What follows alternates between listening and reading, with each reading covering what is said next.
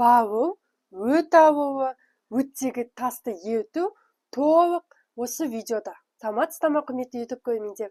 Бүгінгі видеода егер сізде өтпен байланысты ауруыңыз болатын болса, ас қорытуда қиындықтар болатын болса, іш жерденіп, тамақ жақсы қорытылмаса, және де тұрғанда таңертең ұйқыдан оянғанда ауызға жағымсыз дәм келсе, ауызды айнаға қарап тексеретін болсаңыз, тірдің үстінде ақ пердемен аппақ болып қапталған болса, мұның барлығы сізде өт ауруының белгісі. Осы белгілерге мән бермей уақыт өткізіп алсаңыз, мұның барлығы сізді уақыт өте келе өте ауыр асқынуларға дейін алып келуі мүмкін. Бүгін өт болса, өтте тас болса, осы мәселелердің шешімін сізге толық ашып айтатын боламын.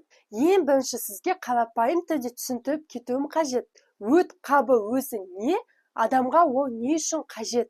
Өт қабы қойма, яғни өт сұйықтығын бауыр істеп шығарады да, осы өт қабына, яғни қоймаға қойып қояды, яғни құйып қояды. Біз тамақ жеген кезімізде осы өт қабы, яғни біз тамағымыз асқазанға түсіп, одан 12 емшекке түседі. Одан кейін сигнал барады, осындай майлы тамақ түсті, клетчатка түсті деп, сол кезде өт жиылып, осы бауыр көкеміз құйып қойған өт сұйықтығын жиылып 12 емшекке құйып беру қажет. Айтып өткенімде өт сұйықтығы бауырда түзіледі. Яғни сізді операция етіп, осындай өт қабын кесіп алып тастаған жағдайда да, холецистектомия операциясы жүргізген жағдайда да сізде бауырда өт түзіліп тұра береді. Тек қана өзінің трубкалары, яғни өзінің өт жолдары арқылы тікелей 12 емшекке сіз тамақ жеген кезіңізде өзінің өт жолдары арқылы 12 емшекке құйыла береді.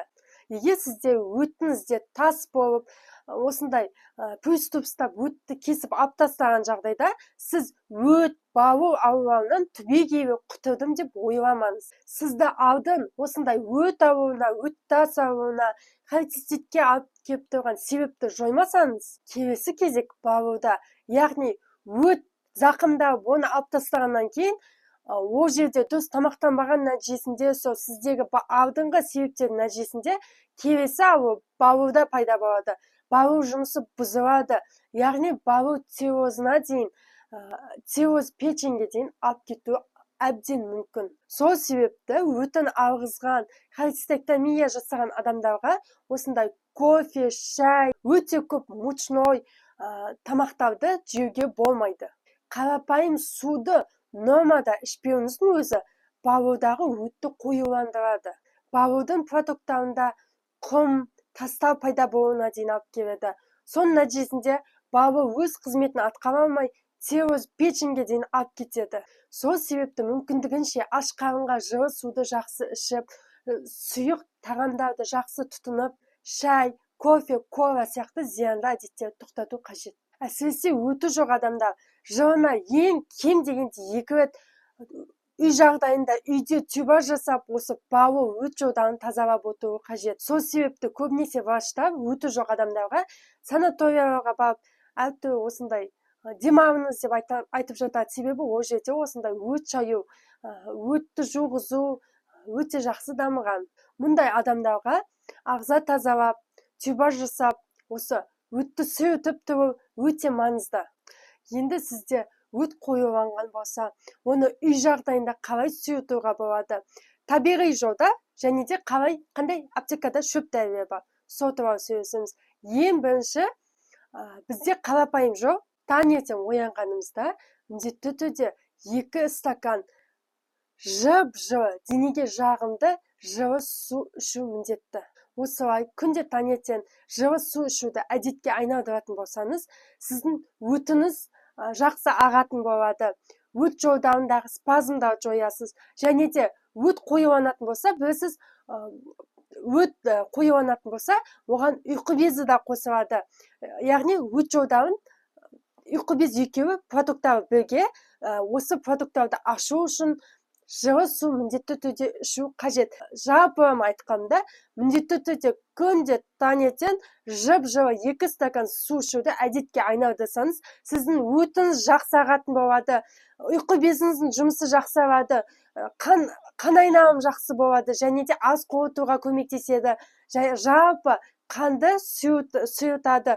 Мұның барлығы бір ғана қарапайым таңертең жылы су ішуді әдетке айналдыру арқылы жүзеге асады. Кейінгі қарапайым тәсіл, жалпы таңертеңгі оянғаннан кейін 2 стакан жылы су ішуден бөлек, күні бойы өзіңіз дене салмағыңызға байланысты су ішуді 2,5-2 литр, салмағыңызға байланысты 1,5 литр суды ішуді, күні бойы таза су ішуді әдетке айналдыру сіздің қаныңызды сұйытады, өт жүргізеді, ас қорытуға өте жақсы көмектеседі. Суды қалай ішемін десеңіз, суды тамақтан алдын емес, тамақтан жарты сағат алдын ішіп, содан кейін жарты сағаттан кейін тамақ жейтін болсаңыз, бұл сіздің ас қорытуға өте жақсы көмектеседі, артық салмақтан құтқаруға көмектеседі, жировой гепатоз, яғни бауырды май басудан майды ерітуге, жалпы айтқанда ас қорытуға, осыны қантты диабет ауруларына, жалпы айтқанда денедегі бүткіл ауруларға өте жақсы. Осы тамақтан жарты сағат алдын 200 мл 1 стакан жылы суды ішу өте жақсы көмектеседі. Одан бөлек күні бойы өз су нормаңызды ішіп жүріңіз, әдетке айналдыру өте қажет. Кейінгі қарапайым жол, өтті сұйытатын, өттің ауруын жақсартатын, ас қорытуды жақсартатын жол, бұл қарапайым тамақтану әдебімізді дұрыстауымыз қажет. Яғни сіз құрғақ тамақтана бермей, сұйық жақсы тамақтану, құрамында пайдалы майы бар тамақтарды, оған қоса клетчаткасы көп тамақтарды тұтыну, өз уақытымен тұтыну, және де көп перекус жасамау, мұның барлығы өтті айдауға, ас қорытудың жақсы болуына өте жақсы көмектеседі. Аптекадағы қарапайым шөп дәрілерге келетін болсақ, оның ішінде ең қарапайым, ең жақсы мақтай алатындай бүткіл дүниежүзі мойындаған шөп дәрі бұл расторопшы. Расторопшының таблетка түрі де бар, шөп түрінде шай сияқты демдеп ішсеңіз де болады. Одан бөлек бесмертник, адуванчик сияқты өтті жүргізетін өте жақсы осындай шөп дәрі аптекада өте жақсы бар. Одан бөлек осындай өттегі тасты ерітетін ең жақсы дәрілерді қатарына жатқызуымызға болады. Бұл ОССАН препараттары. Бұл адамның дене салмағына байланысты әрбір врач жеке тағайындайды. Бұл өттегі тасты ерітуге, өт жолдарын жақсы жұмысын жақсартуына өте жақсы көмектесетін препарат деп айтуыма болады. Кейінгі видеода кездескенше, осы видео бір адамға көмегін тигізсе де өте қуанышты боламын. Видео бойынша сұрақтар болса, түсінбеген жерлеріңіз болса, міндетті түрде комментарийге жазып кетіңіз. Жауап беруге әрекет жасайтын боламын.